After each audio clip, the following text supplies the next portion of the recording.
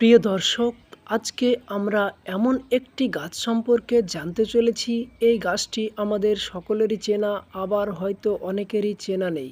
এই গাছটি কিছুটা দেখতে পান পাতার মতো এবং গোলমরিচের গাছের মতো। এই গাছটি আম গাছ, কাঁঠাল গাছ, নারকেল গাছ, সুপারি গাছ এবং মেহগনি গাছ এ সমস্ত গাছের গুঁড়িতে লাগালে এই গাছটি লতানো হয়ে উঠে যায়।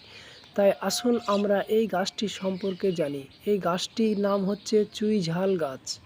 এই চুই ঝাল গাছ আমাদের কি কাজে আসে এবং এই চুই ঝাল গাছ আমাদের কি উপকার করে থাকে, তো আসুন আমরা আজকে এই গাছটি সম্পর্কে জানি। এই গাছটি মূলত বেশিরভাগ বাংলাদেশে বেশি চাষ হয়।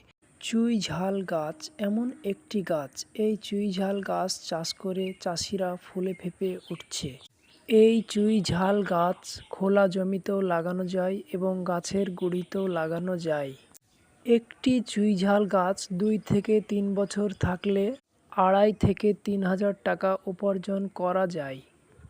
এবং এই চুই ঝাল গাছে ঔষধি গুণাগুণ রয়েছে। এর কাণ্ড, পাতা, শিকড় সবটাতেই ঔষধি গুণাগুণ রয়েছে। এই চুই ঝাল গুঁড়ো করে গরু এবং খাসির মাংসতে অনেকটাই সুস্বাদু নিয়ে আসে।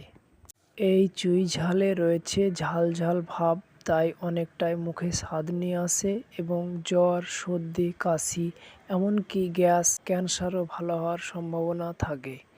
রুচি বাড়ানো এবং শরীরের ব্যথা দূর করতে চুইয়ের জড়ি মেলা ভার। সুস্থ থাকতে এই লতা খাওয়ার পরামর্শ চিকিৎসকরা দিয়ে থাকে।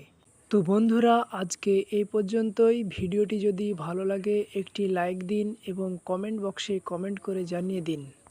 আর নতুন নতুন ভিডিও পেতে আমার এই চ্যানেলটি সাবস্ক্রাইব করুন। আবার দেখা হবে পরের ভিডিওয়। ভালো থাকুন, সুস্থ থাকুন, খোদা হাফেজ।